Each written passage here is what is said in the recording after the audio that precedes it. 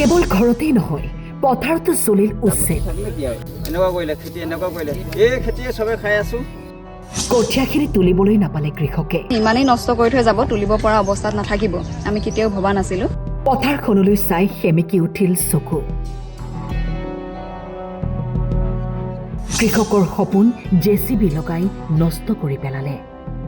চাওক অৱস্থা কৃষকে কিমান হেপাহেৰে সোণগুটি সিঁচিছিল পথাৰখনত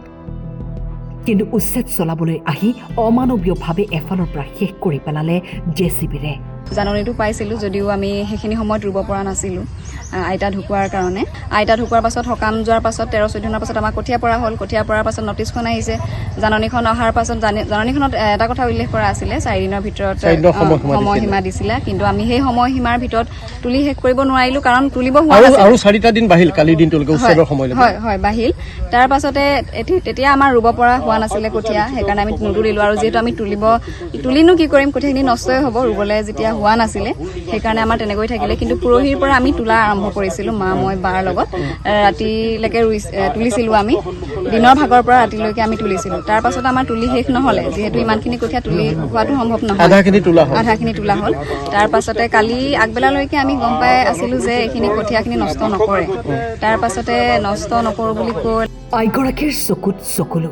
নাই থাকিবলৈ ঠাই নাতিপুতিৰ মুখো চালো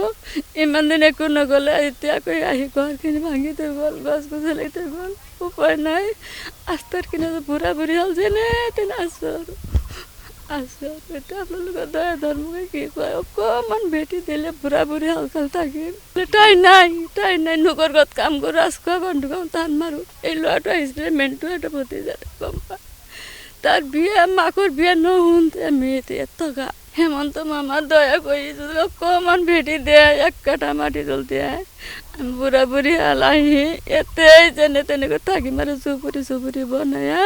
হেমন্ত মামা মাটি কাটি একো নাই নোকৰ ঘৰত কাম চাম কৰি খাওঁ এয়া সেইটো কথা ক'লে হেমন্ত মামাক সেইটোৱে জনালোঁ এক কাঠা মাটি জল দিয়ে বুঢ়া বুঢ়ী যেনে তেনে হ'লেও থাকিম